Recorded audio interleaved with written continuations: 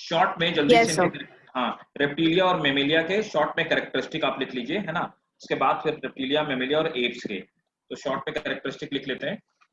इसके बाद फिर आगे चलते हैं next chapter, next unit start करते हैं। तो सबसे पहले आते हैं रेप्टिलिया। आप सब स्मार्ट हो, आपको पता है रेप्टिलिया में कौन आते हैं, है ना। तो एक बात बताओ, ये जो टर्टवाइज या टर्टल जो होते हैं, ये किस में आएंगे?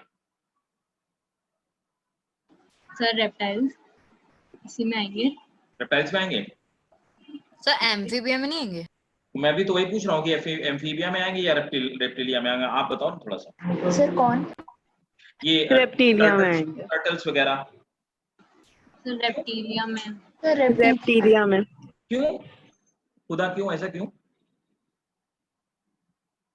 मैं कहता हूँ, मैं मानने के लिए तैयार ही नहीं हूँ।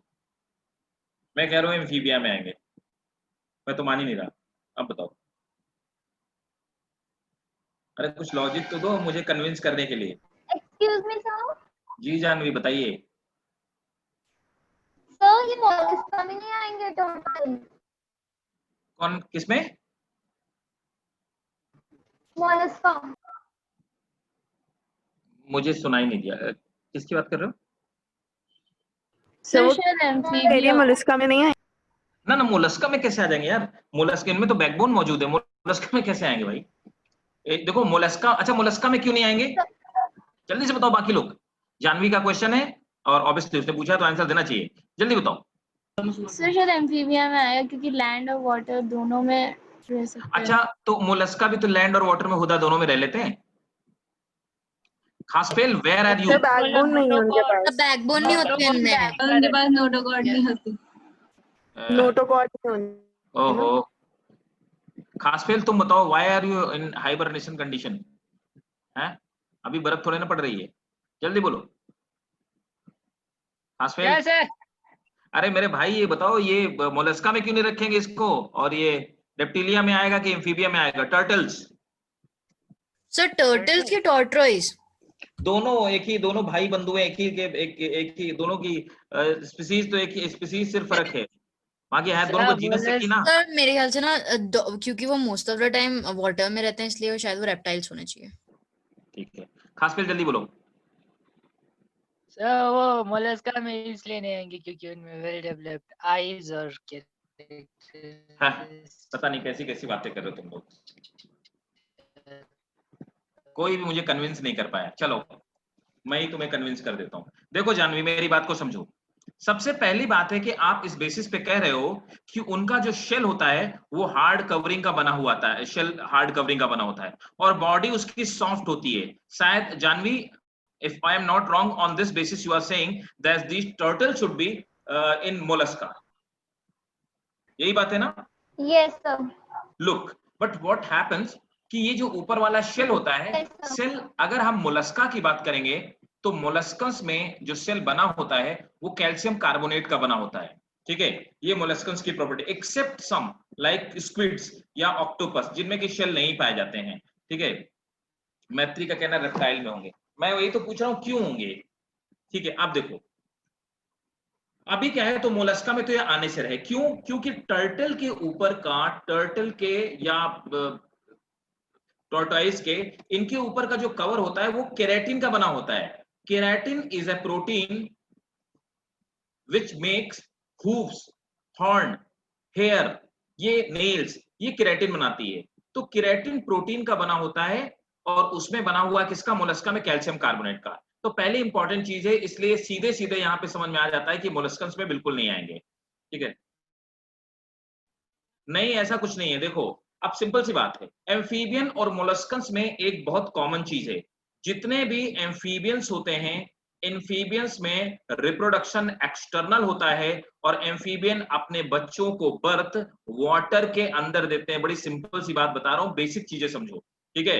लेकिन अगर रेप्टाइल्स की बात की जाए, रेप्टाइल्स में रिप्रोडक्शन इंटरनल होता है and reptiles they give birth to their young ones, means they lay egg in land. सबसे खास बात तो यार यही है। तो एम्फीबियंस में इसलिए नहीं आएंगे क्योंकि एम्फीबियंस कभी भी वॉट एम्फीबियंस हम क्यों बोलते हैं, मैंने बोला ब्रायोफाइट भी ब्रायोफाइट प्लांट में एम्फीबियंस है। रीजन ये कि एम्फीबियंस विदाउट वाटर रिप्रोडक्शन नहीं कर सकते हैं, लेकिन रेप्टाइल्स विदाउट वाटर रिप्रोडक्शन कर सकते हैं। That is quite possible. ठीक है, आप समझ आया?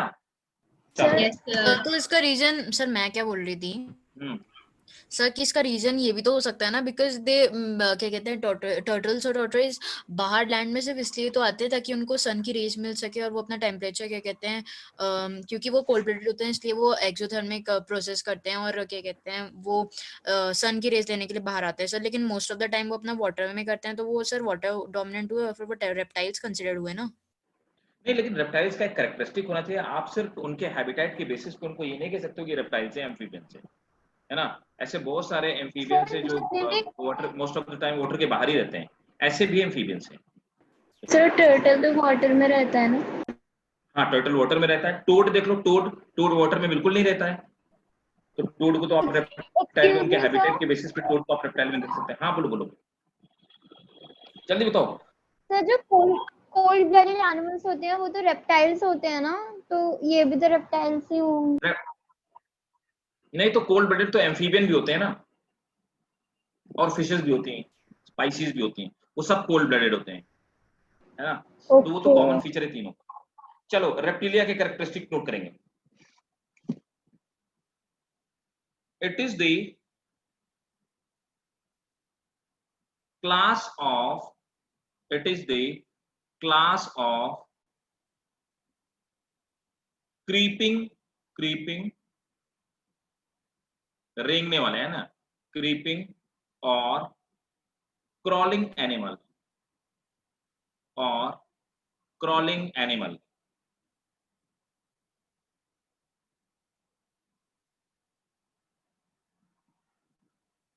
ठीक है, देखो लैटिन में रेप्टम का मतलब होता है ना क्रॉल करना। रेप्टम वर्ड का मतलब ही तो क्रॉल करना। रेप्टम यहीं से जो नेम ओरिजिनेट हो गया, reptilia.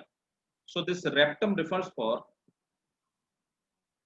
REPTUM, reptum refers for crawling और क्रीपिंग।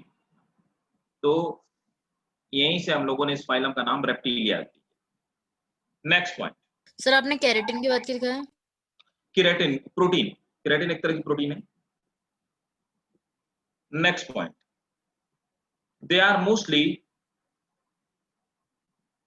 terrestrial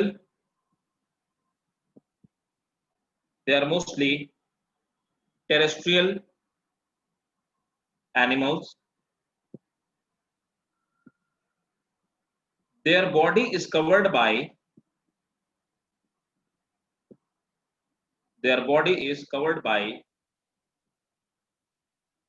dry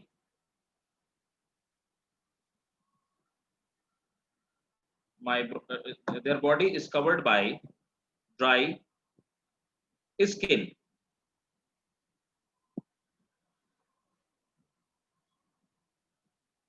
Epidermis मतलब outer skin. Epidermis contain scales or scutes. Scale or scutes contain स्क्यूल्स। हाँ, स्क्यूल्स, वो जो कांटे जैसे होते हैं ना, जैसे क्रोकोडाइल में होते हैं, उनको स्क्यूल्स कहते हैं, है ना? और जैसे टॉर्टाइज में वो डिजाइन बनी रहती है या स्नेक में डिजाइन बनी होती है, इनको स्केल्स कहते हैं।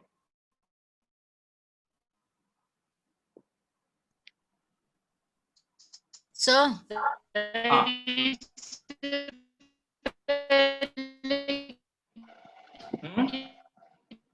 सर वो बोल रहे हैं इससे पहले आपने क्या लिखाया। सो उसको छोड़िए सर, उसका तो आप रिपीट कर ही देंगे। सर मुझे एक बार ये रीजन आप छोटे से समझा दीजिए कि एम्फीबियन और आपने रेप्टाइल क्यों कंसीडर किया उन्हें। हेलो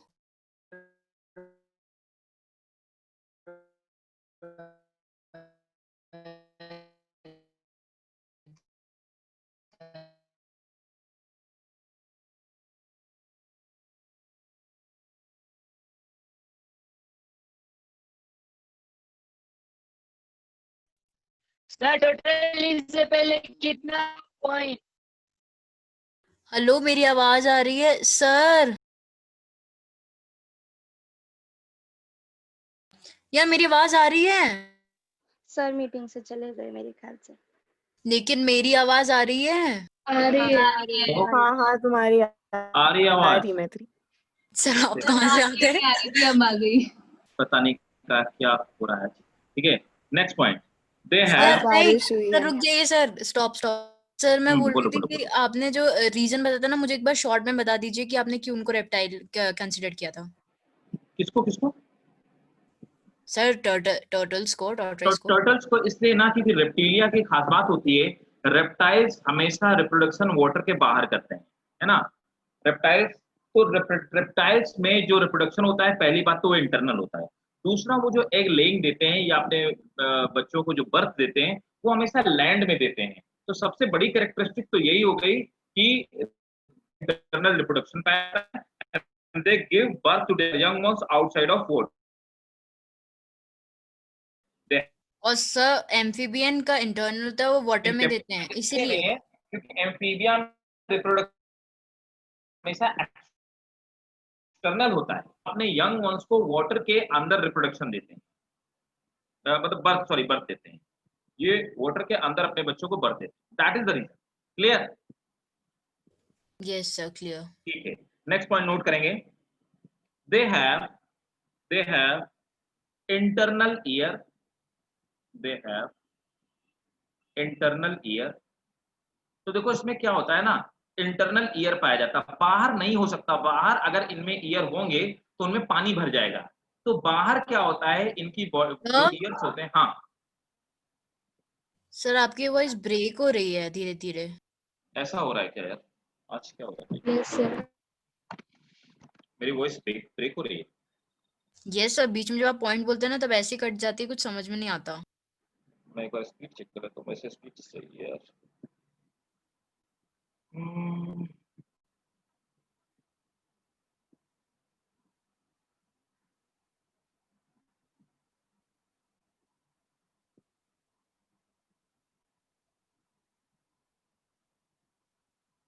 आ रही होगी ना सही? अभी तो स्पीड ठीक है। Yes sir. हाँ सर, अभी थोड़ी ठीक है। अच्छा, चलो नोट करेंगे।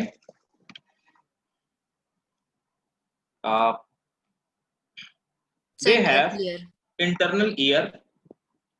तो मैं ये कह रहा था, इनमें एक्सटर्नल ईयर इसलिए नहीं पाए जाते हैं क्योंकि अगर इनमें एक्सटर्नल ईयर पाए जाएंगे तो एक्सटर्नल ईयर जो होंगे वो वाटर में हिंड्रेंस क्रिएट करेंगे स्विम करते समय। तो क्या होगा, इनके बॉडी के अंदर जो होगा वो सॉरी ईयर्स में इनके वाटर भर जाएगा। तो एक्सटर्नल ईयर नहीं पाए जाते।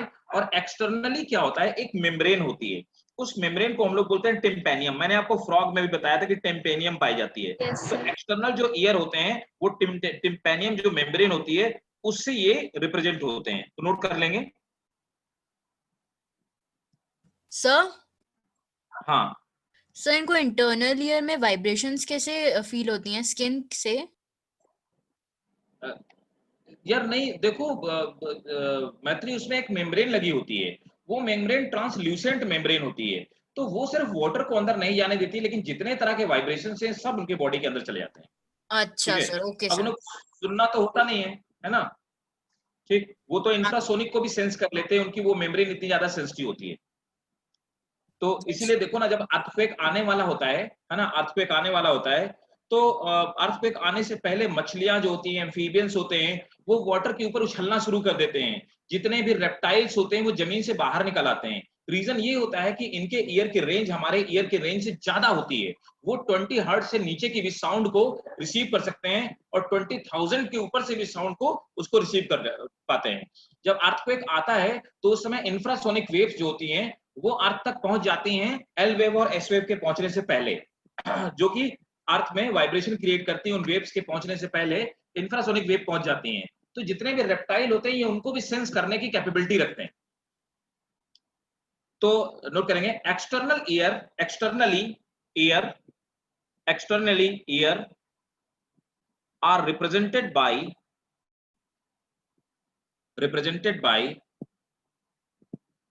दे हैव इंटरनल ईयर के बाद क्या बोला सर आपने? Externally, ear is represented by tympanum membrane. Tympanum membrane. Externally, ear is represented by tympanum membrane. Next point. Generally, they have. Sir आप रिप्रेजेंटेड के बाद थोड़ा सा रिपीट कर देंगे. Externally, ear is represented by tympanum membrane. Tympanum membrane. Generally, they have three-chamber heart. Generally, they have three-chamber heart. Four chamber इसमें पाए जाते हैं क्रोकोडाइल्स. क्रोकोडाइल्स. एक्सेप्शन है, क्रोकोडाइल ऐसा एम्फीबियन है जिसमें फोर चैम्बर पाए जाते हैं, वो ज्यादा इवॉल्व है. Next, reptiles are poikilotherm. Reptiles are poikilotherm. क्या होते हैं? The cold-blooded. कोल्ड ब्लडेड, है ना? सर हाँ. सर आप प्लीज जनरली से रिपीट कर दीजिए, मतलब जनरली के बाद आपने जो बोला. Generally, they have three-chambered heart, but crocodile have four chamber. और सर ये पोकिलोथर्म क्या है? Next point, they are poikilotherm, that is cold-blooded.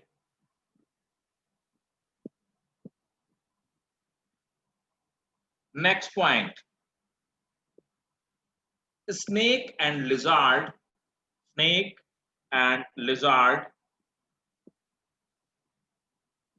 shed their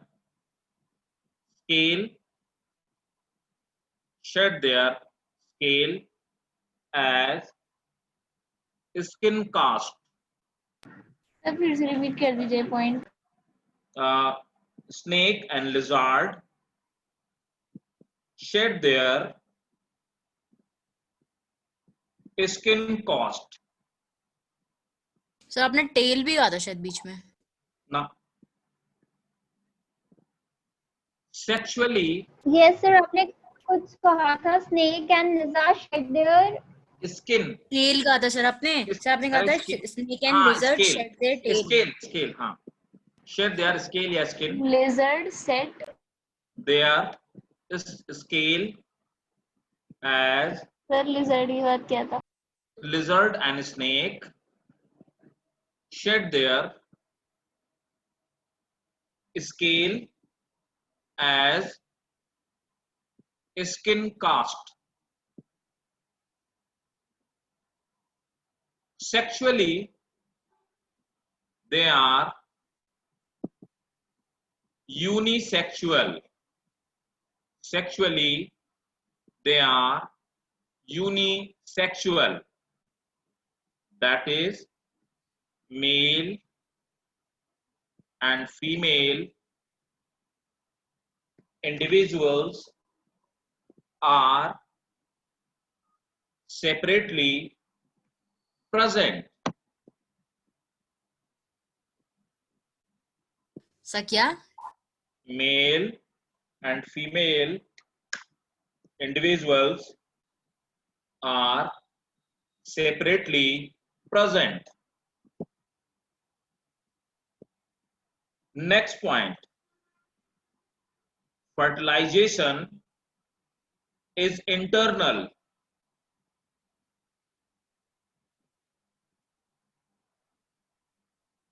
And they are oviparous and they are oviparous. Example, turtle. Turtle जो होते हैं इनको चिलोन कहते हैं, चिलोन तो ये साइंटिफिक नेम है? साइंटिफिक नेम है। टोर्टोइज। सर क्या आप ये वाला पॉइंट रिपीट कर देंगे? टर्टल एग्जांपल, टर्टल चिलोन कहते हैं, देखो ना लिखा हुआ है। और टोर्टोइज टेस्टिडो, TESTUDO, टेस्टिडो।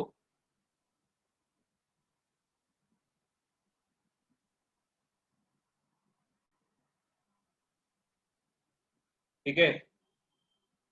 और क्रोकोडाइल। अब आ जाते हैं नेक्स्ट एव्स में। एव्स,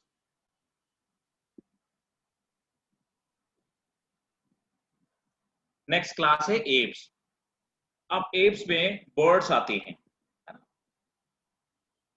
तो इनका जो कैरेक्टरिस्टिक फीचर होता है, इनकी बॉडी में फेदर्स पाए जाते हैं। So body is covered by feathers, body is covered by feathers, है ना। फेदर जो होते हैं ये इनका है एक्सोस्केलेटन, है ना। तो नोट करेंगे, feathers are present in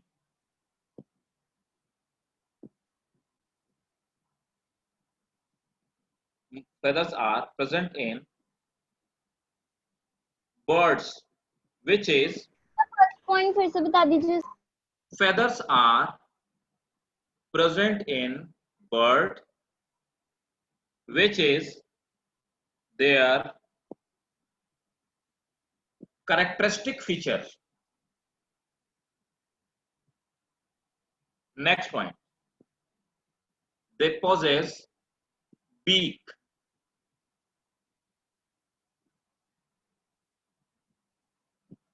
four limbs, मतलब आगे वाले जो हाथ होते हैं वो विंग्स में मॉडिफाई हो जाते हैं। Four Liam modified, four limb modified into wings.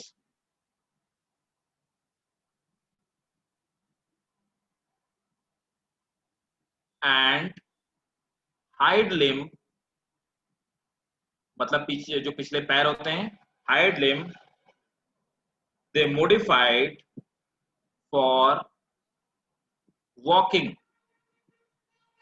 Hind limb are modified for walking, swimming, जैसे डक्स में है ना स्विमिंग, ठीक है, and clasping,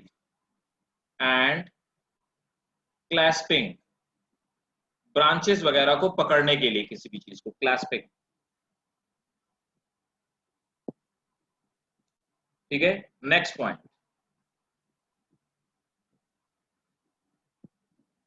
their skin is dry. Their skin is dry without any gland,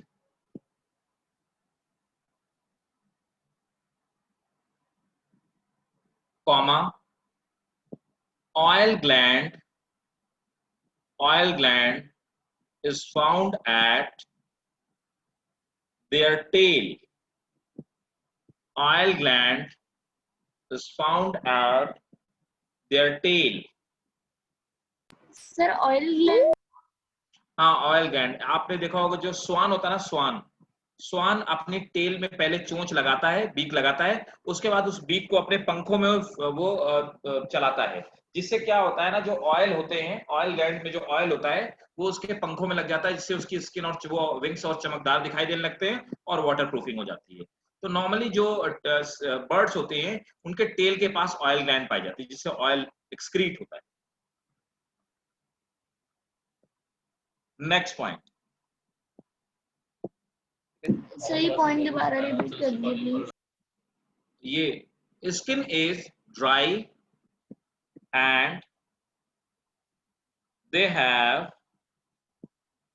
have oil gland at their tail, ठीक है। Next point, bones have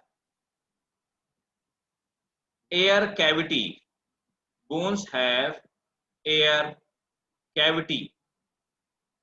तो जो एयर कैविटी वाली बोन्स होती हैं, मतलब हॉलो जो बोन्स होती हैं, उनको हम लोग बोलते हैं pneumatic bones.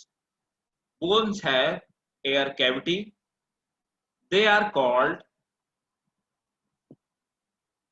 Pneumatic bone, they are called pneumatic bones. Sir आप ये वाला पॉइंट रिपीट कर दीजिए शुरू से। Bones have air cavity, they are called pneumatic bone, ठीक है। इट इज, अब देखो क्या होता है, मेरी बात को बहुत ध्यान से समझिए। अगर मैं आपसे कहूं कि ऑस्ट्रिच क्यों नहीं उड़ पाता है, विंग्स तो होते हैं उसके पास। मुर्गा क्यों नहीं उड़ पाता, उसके विंग्स तो और बड़े बड़े होते हैं, है ना। वो बर्ड है लेकिन वो उड़ नहीं पाता, ग्लाइड करता है। Peacock they glide, they cannot fly. Okay. Hen and cock, they can just glide, they cannot fly. Ostrich, emu and kiwi, they cannot fly. What is the reason behind it? Reason क्या होता है? हो सकता है। हाँ, क्यों नहीं उड़ पाते ये मुझे बताओ। सर वेट भी तो हो सकता है। एयर कैविटी नहीं होती, क्या नहीं होती है? ये एयर कैविटी। राइट, उनकी जो बोन्स होती हैं उनमें बोन मैरो पाई जाती है जिससे कि बोन भारी हो जाती हैं। हमारी बॉडी में सबसे ज्यादा वेट हमारी बोन्स का ही है, तो उनकी बोन्स बहुत हैवी हो जाती हैं जिससे कि बॉडी फ्लाइट को अलाउ नहीं कर पाती। एक्चुअली क्या है, बर्ड्स में बोन्स का हॉलो होना, this is adaptation for flight. Note करो, दिस इज। Hello sir. हाँ सर आपको आवाज आ रही है मेरी? बिल्कुल आ रही, एकदम क्लियर आ रही है। सर आंसर देखा था मेरा पहले? मैसेज आया नहीं तुम्हारा और आवाज भी नहीं नहीं सर देखा नहीं, सुना सुना ही नहीं ना। हाँ ठीक है सर। तुम्हारा आंसर मुझे कुछ नहीं सुनाई दिया। सर मैंने यही बोला था तो, अच्छा, तो सुनाई नहीं दिया। बहुत बढ़िया, शाबाश। अगर तुमने ये बोला था तो ये बिल्कुल सही बात है। मैंने भी बोला था। अच्छा तुमने भी बोला था, चलो ठीक है। तो मुझे आवाज नहीं आई किसी की। तो देखो एक्चुअली क्या है, ये न्यूमेटिक बोन्स जो होते हैं, this is adaptation for flight. तो जितनी भी फ्लाइटलेस बर्ड्स होती हैं उनकी जो बोन मैरो होती है वो सॉलिड होती है, जिसकी वजह से उनकी बॉडी का वेट बढ़ जाता है और they can not fly. Note कर लो, this is adaptation for flight, full stop. Flightless bird, सही फिर से रिपीट कर दीजिए। bones have air cavities and they are called pneumatic bones, they are called pneumatic bones, full stop। this is adaptation for flight, this is adaptation for flight, sir आप repeat कर दीजिए वाला flightless bird. full stop। next point, flightless birds have bone marrow in their bones which makes their body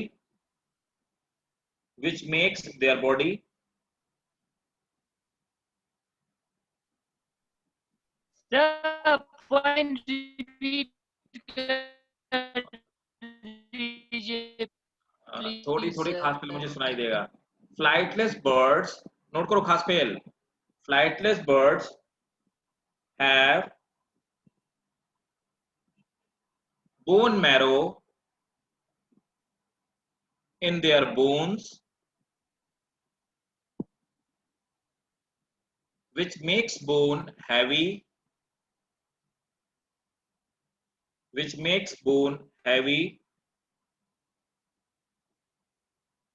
and that's why they cannot fly. That's why they cannot fly.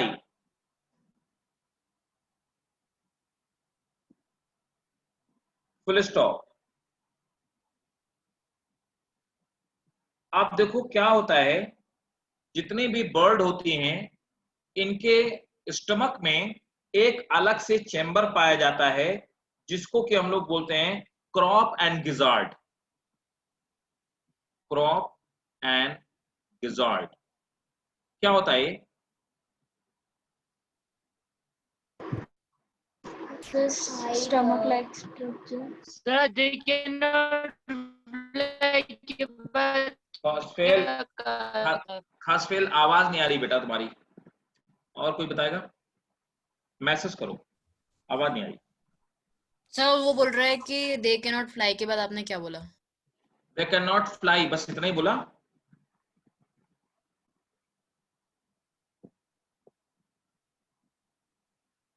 Sir वैसे आपने पूछा क्या? मैंने ये पूछा कि गिजार्ड, ये लिखा ना ऊपर, गिजार्ड और क्रॉप ये क्या होते हैं? Stomach like structure. हाँ होता बिल्कुल सही, स्टमक लाइक स्ट्रक्चर है। फंक्शन बताओ इसका क्या है? एक्चुअली क्या है, birds like pigeon they eat आपने बोला था ना ग्राइंडिंग फूड और डाइजेशन के लिए हेल्प करते हैं। Right, grinding food.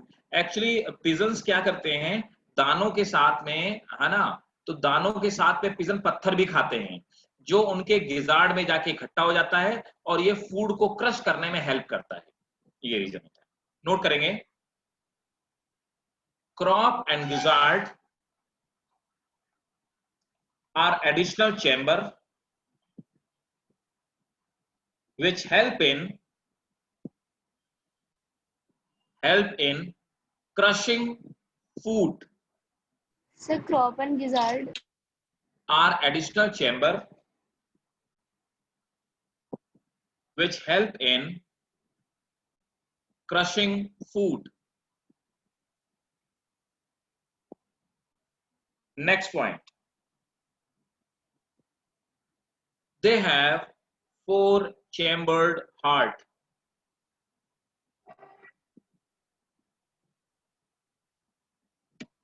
Next point.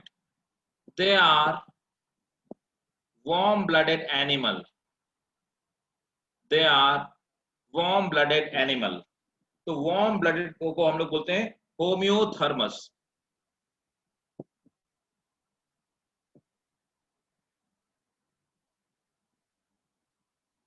They are warm-blooded animal.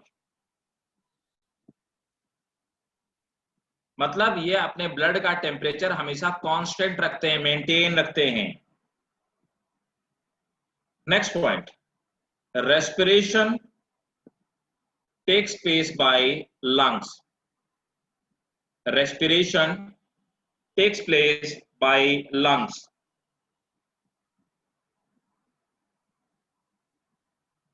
है ना?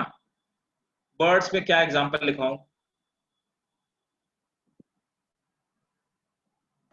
ऑस्ट्रिच। हाँ ऑस्ट्रिच होगा। हाँ सर कीवी, कीवी, स्पैरो, सब तो बर्ड्स है। Last but not the least, Mammalia.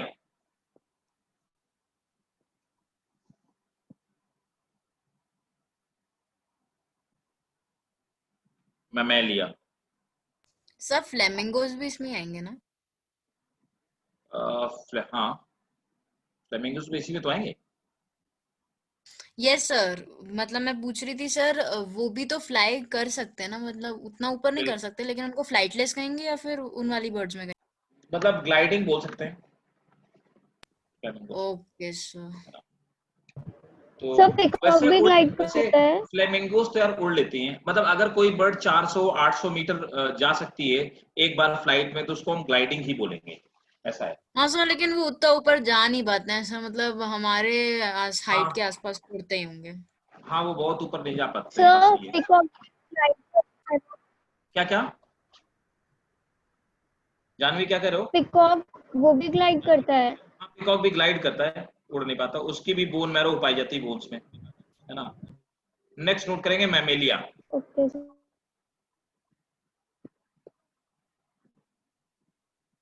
Note करेंगे, दे आर फाउंड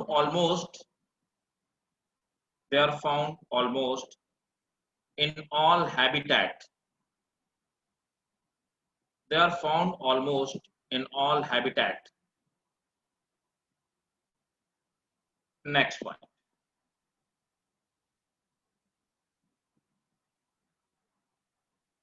मतलब इस सभी तरह के हैबिटेट में, आइस में भी पाए जाते हैं, वाटर में भी पाए जाते हैं, सॉफ्ट वाटर में भी पाए जाते हैं, मरीन वाटर में भी पाए जाते हैं, सब जगह पाए जाते हैं, एवरीवेयर, है ना।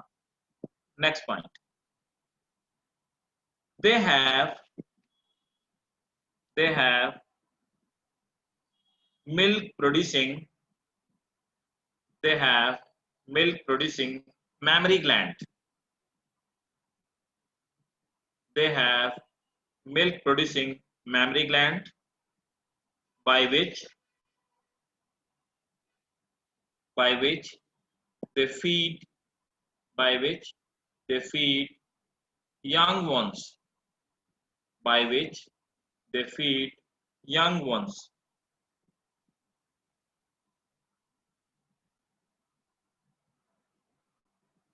Next point,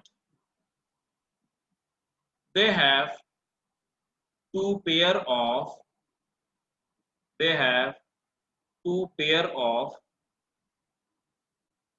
limbs. They have two pair of limbs.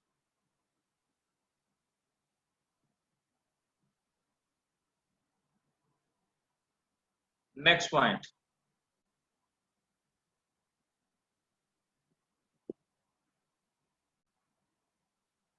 their skin have hair. Their skin have hair. They have external ear. They have external ear, which is called pinna. Which is called pinna.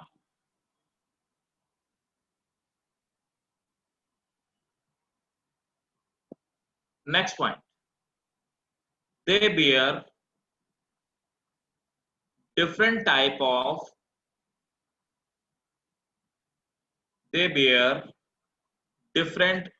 of teeth in their jaw.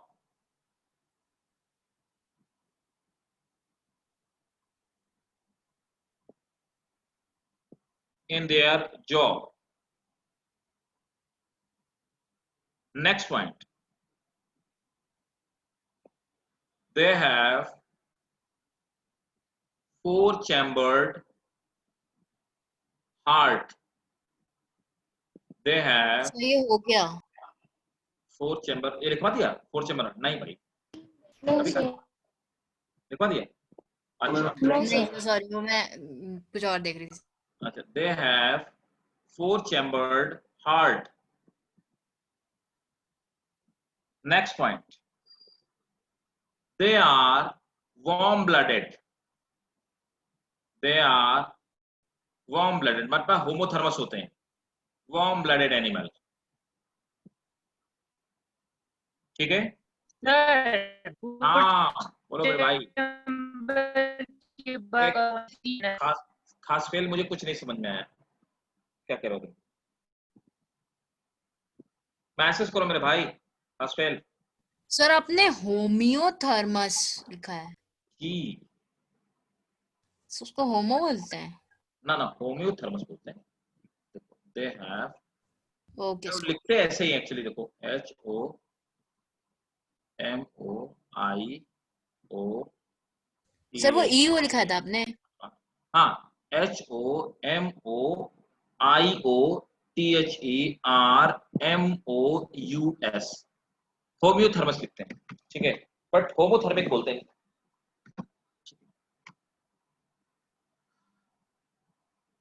Cold blooded का हुदा बताया था ना, पोइक्लियोथर्मस, cold blooded ये थे, हाँ sir, yes poikilothermous है ना। Okay. Next point, they are viviparous, they are viviparous, that is they give direct birth, that is they give direct birth to their young ones। हाँ, खास पे यही बोला, they have 4 chamber heart and they are warm blooded, that is homothermous।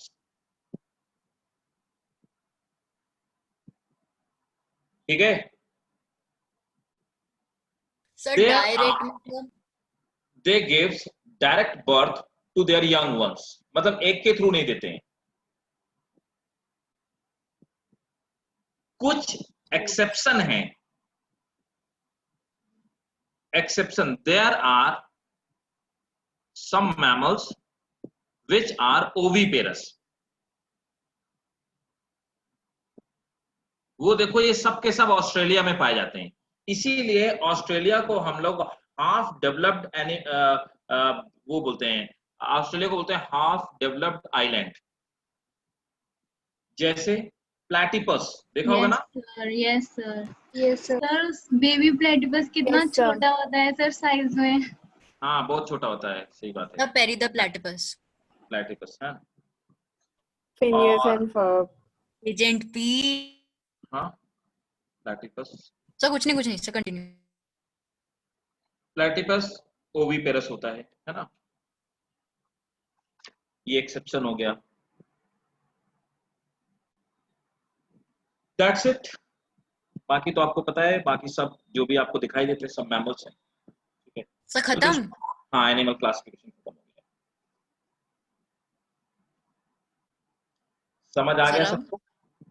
Yes sir आ गया। Next unit Yes. पढ़ाएंगे हम लोग morphology of flowering plant. Morphology of flowering plant unit 2 है क्या?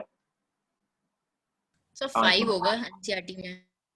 यूनिट 2 है एनसीईआरटी में। सर नहीं, मैं एनसीईआरटी की बात कर रही थी। अच्छा चैप्टर 5 है, यूनिट 2।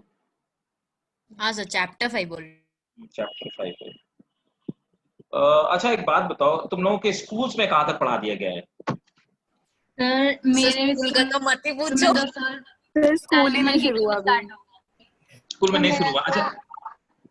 अच्छा सर हाँ सर हमारे स्कूल वाले बॉडी एंड फ्लूइड्स में पहुंच गए सर, बायोमोलिक्यूल्स 10 चैप्टर कब का वो सब हो गया सर। अच्छा, कंटिन्यूअसली पढ़ा रहे हैं क्या, मतलब सीक्वेंस से पहुंच गए वहां पर? यस सर, सीक्वेंस से पहुंच गए वहां पर। सर मेरा सेल हो गया और डाइजेशन हो गया। मतलब अच्छा इसके सर, पहले मेरे की सर वो अच्छा रुको, सर एक बताते हैं, रुकना। हाँ अलीना बताओ। सर मेरे जामिया में तो सर अभी ये स्टार्ट होगा एनिमल किंगडम मंडे से।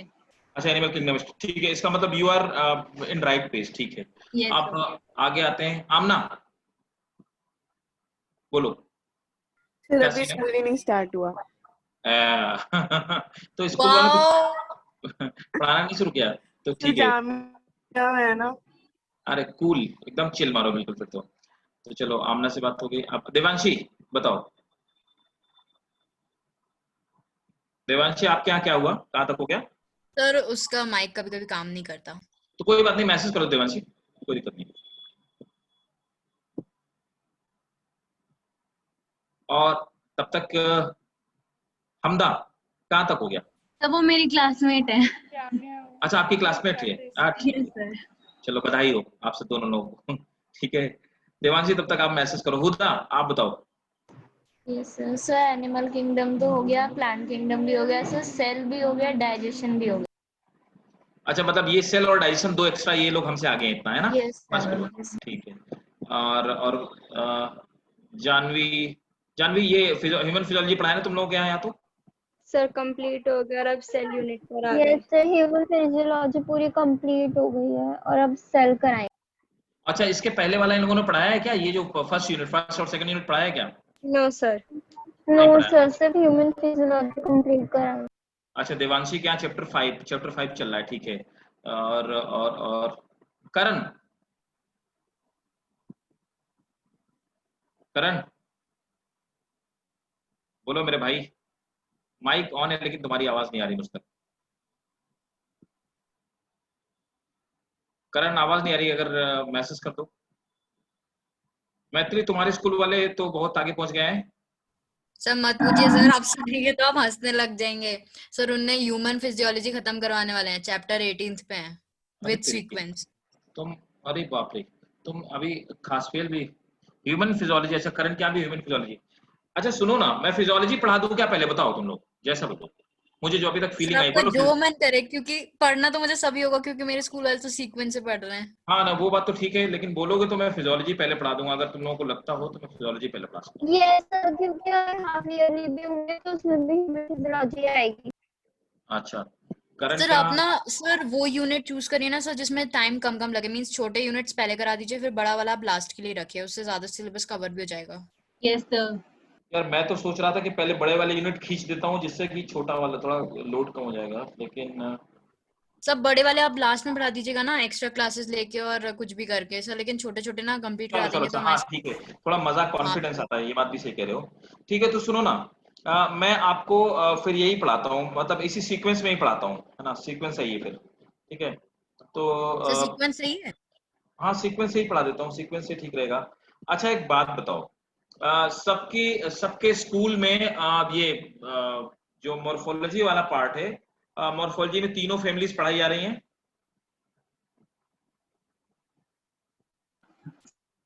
चलो तो कुछ पार्ट डिलीट कर दिया गया है वही वही ना, वही मतलब वही हाफ, मतलब 30% कट हो गया है ना। हाँ, तो 30% कट हो सर गया। आप एक काम कीजिए सर, आप जितने पार्ट्स मैं कटे पढ़ा हुए हैं दूंगा। वो बाद में पढ़ा दीजिएगा। ना ना ना, सुनो सुनो, वो बाद में क्या होगा ना अलीना, उसमें फिर टाइम लग जाएगा। वो डिस्कनेक्ट हो जाएगा, है ना? फिर जैसे मान लो मैं बाद में पढ़ाऊंगा तो तुम्हें वो आप कनेक्ट नहीं कर पाओगे उस टाइम पे। तो मैं ऐसा करता हूँ कि जो वाला पार्ट डिलीटेड है वो मैं पढ़ा देता हूँ, समझा देता हूँ, उसमें लिखवाता नहीं हूँ। देखो पढ़ा दूंगा समझा दूंगा तो नीट का भी मामला इधर ही से क्लियर हो जाएगा, है ना? So what I will do कि जो पार्ट डिलीटेड है उसको मैं समझा देता हूँ, है ना? और बाकी जो आपके स्कूल में अभी भी है उसको मैं लिखवा देता हूँ। देखो लिखवाने के पीछे रीजन ये होता है, वैसे तो मैं सिर्फ पढ़ा दूं आपको, आपका काम हो जाएगा नीट का, लेकिन लिखवाने के पीछे रीजन ये होता है, in the same time I want you to perform better way in your school examination as well. जिससे क्या होता है कि कॉन्फिडेंस बूस्ट होता है कि नहीं मुझे सब कुछ आता है ना? तो ये आंसर्स और नोट्स बनवाने के पीछे कारण ये होता है, इसलिए हमारी स्पीड थोड़ी सी स्लो है, अदरवाइज तो हम बहुत स्पीड से चल सकते हैं अगर सिर्फ समझाना हो। यस सर, आपकी मर्जी सर। सर हाँ सर बोलो बोलो बोलो मैथी बोलो। सर मैं बोल रही थी सर आप एक काम करिए सर, सर आप यूनिट 3 पहले पढ़ाइए, फिर 2 फिर 4, इससे ना जल्दी हो जाएगा सर। हमारे टीचर ने भी वैसे ही पढ़ाया था, नहीं तो ये ये बात कहते सही, वो ये तो बहुत जल्दी, यूनिट 3 तो बहुत जल्दी हो जाएगा। इसीलिए तो सर। अच्छा ठीक है, चलो फिर यूनिट 3 पढ़ा दूंगा मैं, है ना? यूनिट 3 इंटरेस्टिंग है, कुछ इसमें कुछ खास है नहीं। अच्छा एक और बात, बायोमोलिक्यूल्स में मैंने कुछ नोट्स बना रखे हैं, जो कि एक्चुअली नोट्स तो मैंने नीट वाले बच्चों के लिए बनाए थे।